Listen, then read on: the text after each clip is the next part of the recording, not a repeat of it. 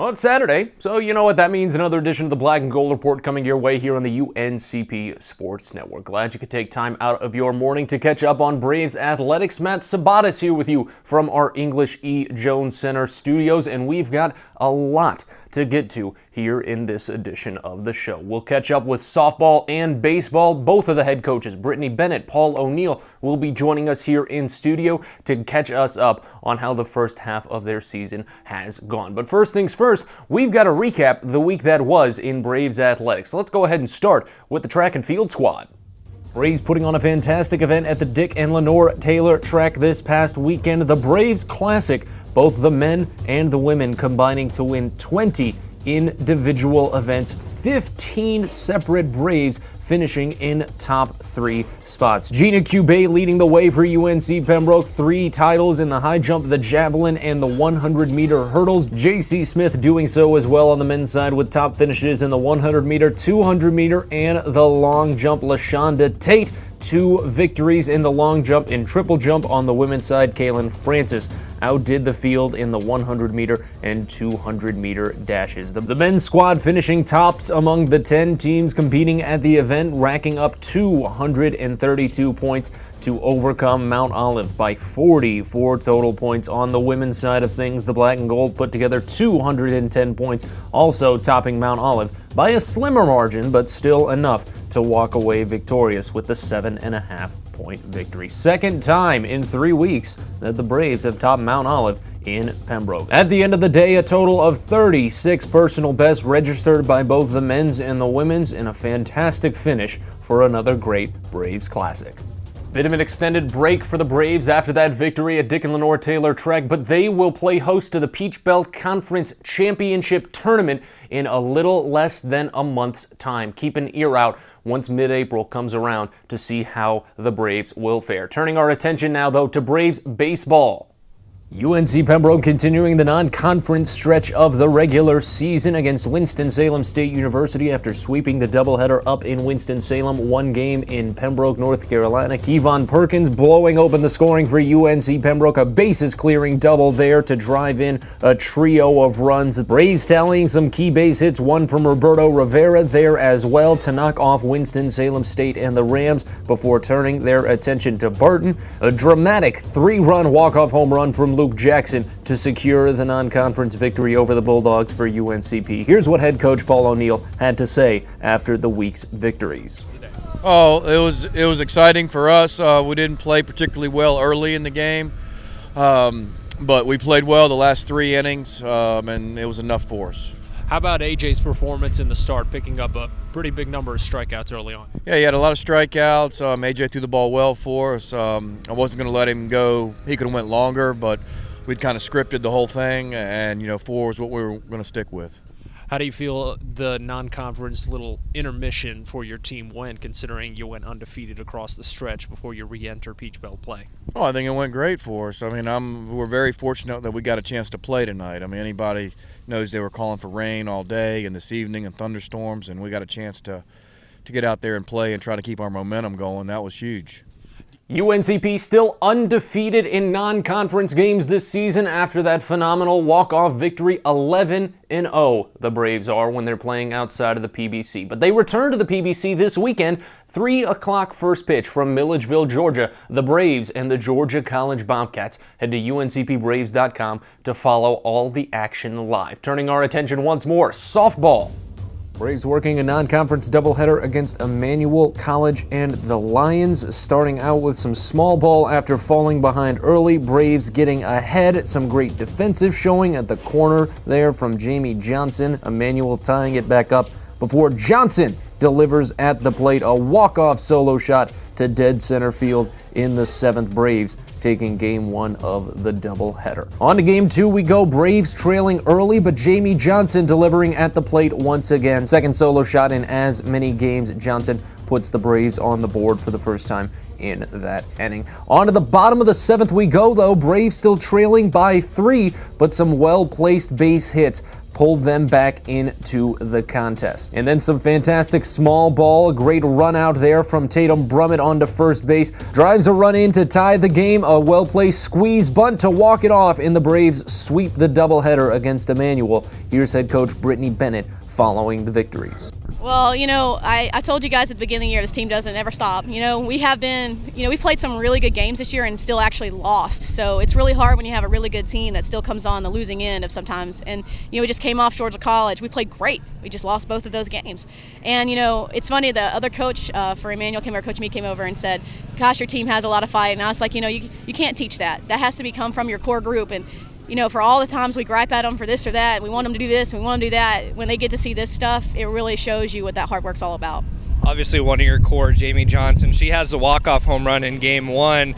How proud are you of Jamie just in the way that she approaches each at-bat, and how did you kind of see that at-bat from the coach's standpoint there in the dugout? You wouldn't believe this, but I think Jamie and I talk probably as much as anybody about her hitting. She'll even take a few bad swings here and there, and we'll talk about it in between each one of her at-bats. But I think Jamie is laser focused right now. I really think that Jamie knows exactly what she wants in the box, and for the first time ever, it doesn't matter what you throw her, she will find a way to get it done. One of the young parts of your core, Mallory Leviner, the sophomore pitcher, really kind of settled down, got into a rhythm there after some early adversity and some defensive miscues there in Game 1. What did you think about Mallory's ability to kind of settle in and have that poise? Well, first of all, the first game was very frustrating. Mallory threw a gem, and we almost lost that game, and Mallory's been on the losing side of a lot of games where she's pitched really well and we haven't done well, and I keep trying to tell Mallory, I said, Mallory, you're a great pitcher, you got to believe in what you're doing, you got to believe in what we're throwing, you got to move pitch to pitch, you can't worry about the outcomes. And finally, I think she's finally starting to get rid of the outcomes and just worry about pitch to pitch, and I really have to give her props today. I really think she handled today really, really well. I am super proud of Mallory. Another pitching positive for you guys in Game 2, Reagan Larson, who you guys call on late in Game 2, comes in, goes 9 pitches, 9 strikes, gets all the outs that she can. What did you think about Reagan's ability there in the pen to hold you guys there until you could get the runs in the 7th? Well, baseball just this week went 9 pitches, 9 strikes, 3 strikeouts. Reagan had 6 pitches, 2 strikeouts, 6 strikes. So I thought, hey, we're going to go 1, 2, 3 here, and then we got that pop-up. Reagan has really settled down. She was real shaky to start the season. New program, new league, much harder. It's always hard for transfers, I think, no matter where you come from, to adjust to the level. And all of a sudden, we've given her a little bit of confidence, and she's just coming out, and she's really doing a good job. And I'm really proud of our staff today. Braves will return to Peach Belt Conference action later today against Flagler College and the Saints, noon. First pitch from the UNCP softball field. Of course, we will bring you all the action live here on the UNCP Sports Network. First break coming your way right now here on the Black and Gold Report. When we return, head coach of the baseball squad, Paul O'Neill, joins us next. Keep it here on the UNCP Sports Network.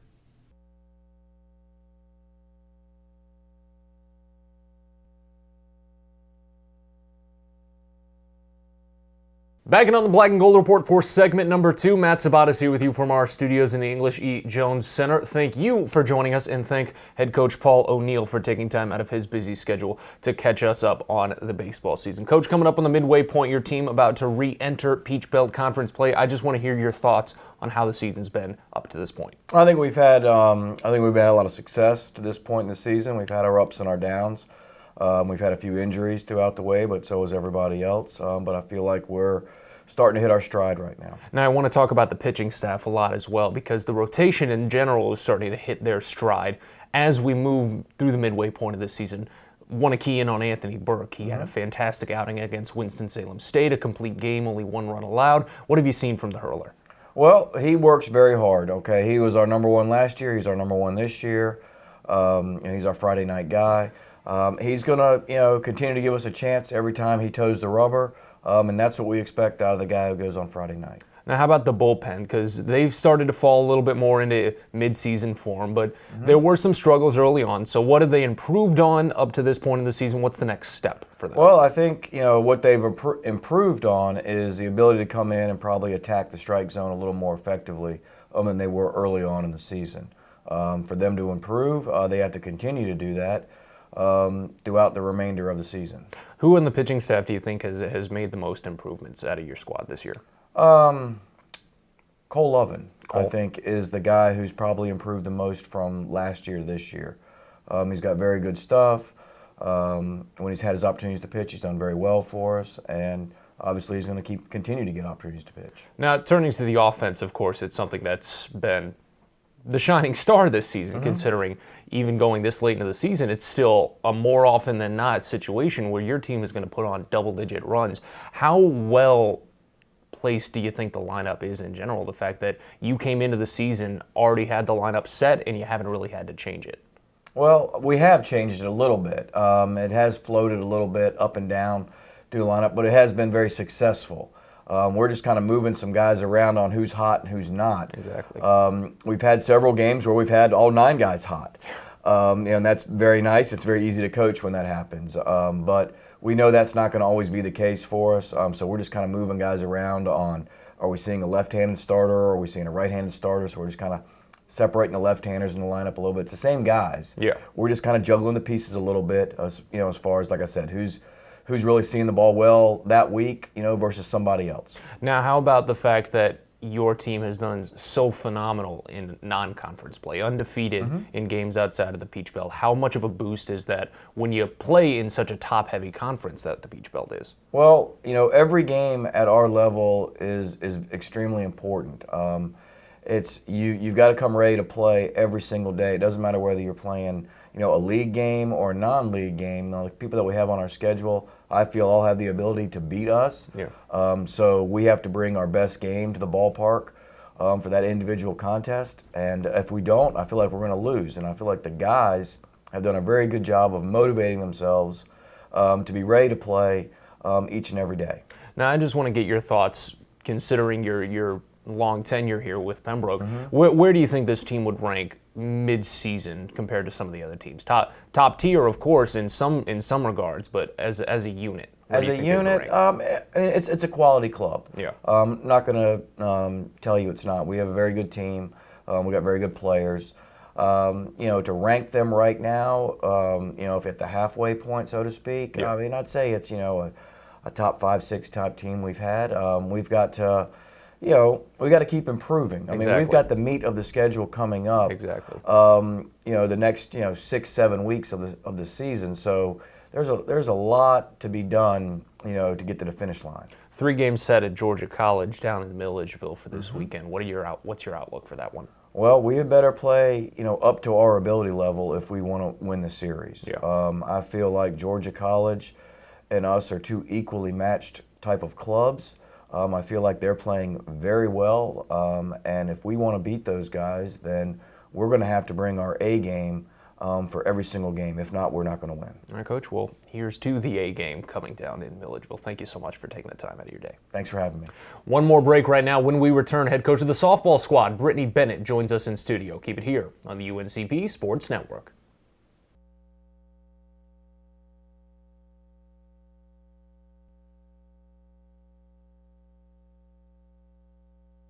Back in on the Black and Gold Report for another segment, the third time we're joining you from our English E. Jones Center studios today. Glad you could join us. Glad that Brittany Bennett could join us in studio to catch us up on how the softball season is going. Coach, thank you for taking the time. Now, at the midway point of the season, as we move toward the end of March and toward the beginning of April, I just want to hear your thoughts on how the season's been going so far.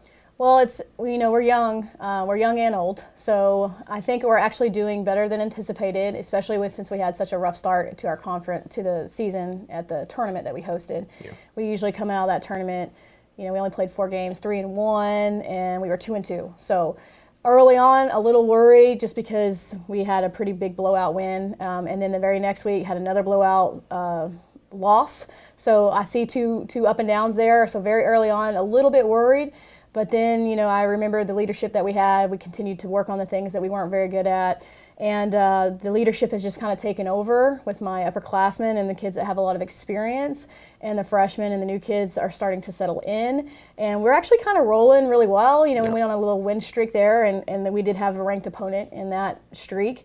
And then we had some competition that was a little easier for us. Yeah. But moving forward, everything's going to be tough in front of us. And how I felt the midway point is that I really like where we're at because we've been challenged. Yeah. I feel like even though we're coming off of a really tough loss at North Georgia that we had a potential to beat, the number 2 team in the country. Exactly. When we have a chance to beat any single team that we play, then I feel better about where we're at mid-season. If we had come into this week to talk and we had not competed with everybody, with just a few fixes here and there, I would be worried about where we're at. But we actually have 80% of our conference schedule still ahead of us. We know who are on those teams, and we feel comfortable playing them. We finally have settled in and let the failure take over and realize that it's a long season. Exactly. And I feel very happy where we're at right now. I feel my girls kind of summed it up the other day. We're too close. We like each other too much, and we believe in each other so much that this team is too good to fall apart right now. Oh, and the fact that you can mention just the sisterhood of your team, that's definitely got to be a part of the fact that this is the first season that it's a team that has fully been yours. Right. Team 5 is the trending hashtag from your Twitter account. It's the 5th team that you've been a part of as the head coach. How big of an impact do you think that is, the fact that you've been around for just the full collegiate growth of every single woman on this team? Well, it's exciting. When I look out and I go to practice every day, I just love it. I love that every person I see I had on a recruiting visit, and they knew what we were going to stand for, and I've enjoyed the process with this group. Exactly. I think when you sign up to play for a coach and you play for that coach, you really know what you're getting into, so we have so many less bumps along the way. Like, they understand. And also in reverse, if I'm a new student athlete, college softball's hard, especially when you play in the Peach Belt. Yeah. When I come in, I was already a good player. We're recruiting the right kids. They're putting good numbers up. But the problem is I've never had as long as a season as I've had, and I've never had as tough as a schedule as I've had. And having these leaders, having these kids that have played for me, that are in the older stages, juniors and senior year, having those kids be able to talk to those younger kids and say, hey, this is how Coach Bennett is, this is how our season's going to go, these are the opponents that are going to give us trouble, this is what we're going to do to get out of it, this is how I dealt with that failure, and having that being a consistent voice, because it's the same for everyone, I think is just huge in our team. And we also kind of cry about it every once in a while too, because this is my first class from freshman to senior. That's rolling through. It's a very important piece. And I personally just love the crap out of them. I think that's just the best way to put it. My seniors are absolutely just a pleasure to be around. They're a pleasure for the department. They're great students in the classroom. They're great for the community. They're involved, and I'm just really proud of that group overall. You gush on the seniors. Two of the ones I definitely want to highlight are the ones that play some of the most key roles in your lineup when you look at Taylor Gerhardt and Jamie Johnson. Most recently, Johnson, in your last home series against Emmanuel, 2 home runs, including a walk-off solo shot to dead center. How key has their leadership been in the lineup and in the locker room for your team? Interestingly enough, they've played, I think, over 98% of all of our games at short and third between Jamie and Taylor. So sounds about right. I think don't quote me on that number, but it's just refreshing. I think the word you're looking for is just, when I know the ball goes to the left side of the field, I feel very comfortable that we're going to make an out, and if we don't make the out, it's because it wasn't going to happen. Yeah. And the ball, we're communicating very effectively to the outfielders from that side of the field. They've been a consistent front for us. Our team knows what they're going to get out of them. Yeah. And even Jamie, I don't do batting averages. I do what I feel and what my gut. Yeah. Even when Jamie's getting out at this point, and when Taylor's getting out, they are still rockets to exactly to just the wrong person. Just where someone's playing defense. Yeah. Taylor's probably hit 15, 16 line drives that have gone right to the left fielder, right to the center fielder, right to the right fielder. So between Jamie and Taylor, every time they get in the box, they're back to back. I would think as an opposing coach, that would be a very difficult task to get through. Yeah. Even the people in front of them, behind them, are hard to, you can't pitch around them anymore. Yeah. And that makes me really happy. But just those 2 kids, they're just having a lights out year, and I'm just really proud of them. And how about the fresh faces for your squad? Of course, Tatum Brummett defensively at the other side of the infield from Jamie Johnson at first base, and then offensively she's been providing a lot of great work as well. And then in the circle, Breezy Yeldon having a fantastic breakout freshman campaign with your squad. Give me your thoughts on their years. Well, I think Tatum enters into our program being a kid that we knew could hit and play defense. She's really quick with her throw, so she has a lot of double play potential. So if the ball comes to her with any kind of speed at all, we've got the potential for 2 outs. Yeah. And that's just something that's a little different than what we're used to. So when Tatum's on the field, we generally know that no ball is going to get past her. And, offensively, she just comes in. She sometimes is freshman-ish in the box where she can have a really bad at-bat. and then she'll recover and then have a really good at bat in a really crucial situation. So if there's their learning process to happen, I'm really proud of Tatum when she takes information and she digests it. She actually gets better as the game goes on. And I would hate to throw against Tatum in the last inning versus the first. She's a little easier to get out at the beginning than she is at the end. She does make adjustments well. And as far as Breezy, I've told you several times, she has the best pitching face. She just looks unrattled just 90% of the time. You just can't get her to even hardly smile. Yeah. And she's had a lot of success in here recently. She's entered Peach Belt playing. It's been tough. And she's kind of just had to grow through it. We just, 2 days ago, between Tatum and Breezy, I both had one-on-one conversations with them about just growing through it and getting through the tough stuff and realizing that you're not going to be perfect. And I think they have huge careers here ahead of them, and I'm excited about what they bring to our team. Well, you already mentioned that the lion's share of Peach Belt Conference play is coming up with the postponement of the Coker doubleheader. It's going to be Flagler in your next series. What's your just overall outlook into that one? Last year we think we either got swept or we split at their place, but we played the first game against them, went 18 innings, I think. Okay, maybe then. 16 to 18 innings. We played 3 games or 4 games that day, even though the stats box only says 2. Yeah. So it was grueling. We're hoping for nothing similar of that right. sort, that's for sure. I like playing at home. Yeah. So anytime we're going to play a Peach Belt series at home, I'm happy about that. What I expect from them, I expect Flagler to be disciplined. I expect their pitching to be above average. Yeah. But I think we are an above average hitting team. Exactly. And I think we're, except for here lately, which we've been discussing, I think we're above average defensively too. So, if we can have a good pitching day and play defense like we know we can, I just don't think there's any team, just like North Georgia, they're number 2 in the country. They've only lost 1 game. We play a little better defensively. We beat them. Yeah. I believe that we can beat any single Peach Belt team that we play. So I don't worry about who the opponent is. I just worry about execution on our side. All right, Coach. Well, here's hoping for an above-average day, and here's hoping for less than 18 innings. That's right. for darn sure. Thank you so much for taking the time, Coach. Thank you for having us. One more break right now on the Black and Gold Report. A little more coming your way in just a bit on the UNCP Sports Network.